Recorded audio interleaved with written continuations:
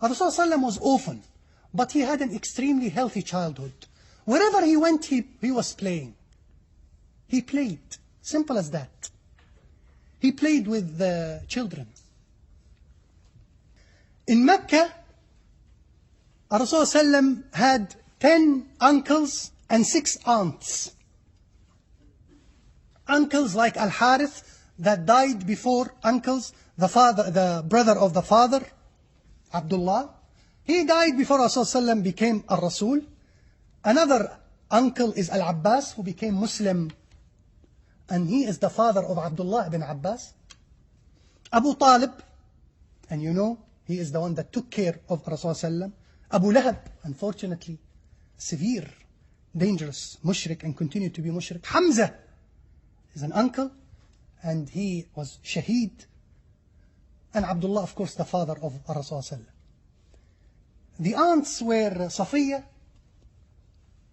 She is the mother of Zubayr ibn al-Awwam, who is the father of Abdullah ibn Zubayr ibn al-Awwam. I don't want to bore you now, but these are great people, by the way.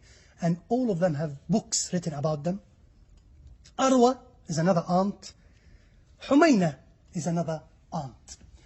I am telling you this to notice that he had a big family, and all of those aunts and uncles had children of the same age that were playing with the Rasul Sallallahu Alaihi Wasallam.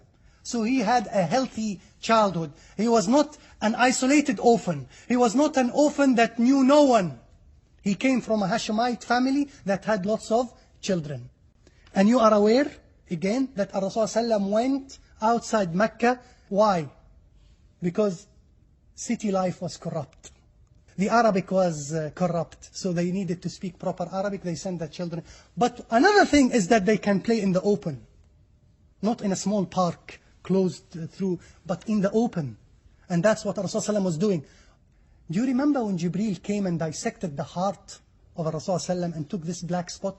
In which context did he do that? Inside the household? Rasulullah was waiting? When is Jibreel coming? No. According to Al-Bukhari and other muhaddithin, أتاه جبريل وهو يلعب مع الصبيان. So even when he did such a painful thing, you might think he did it in a context of playing, in a context of joy. And of course it was an enjoyable thing, because you will become purer and purer. But the point is that it happened while he was playing with children. Do you know that Rasulullah went to Medina when he was a child?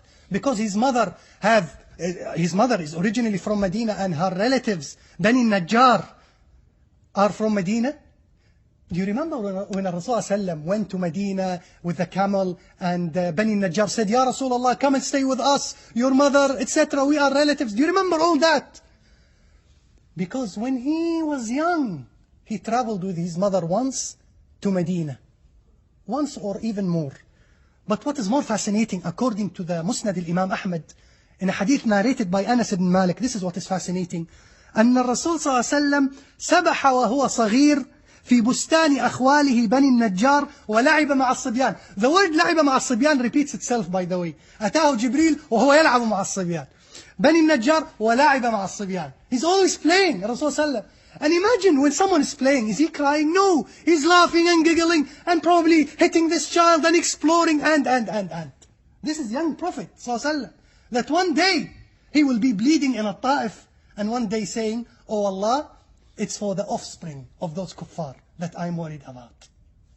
This fascinating hadith that is narrated by Anas ibn Malik, he says, أن الرسول صلى الله عليه وسلم سبح وهو صغير.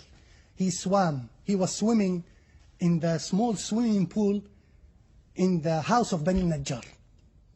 Can you imagine the child, Rasul sallallahu swimming? So when Rasul sallallahu says, teach your children to swim, he is an expert in swimming in a country or a continent or Mecca or Medina that had no sea. Because when he was a child, he used to swim in a swimming pool.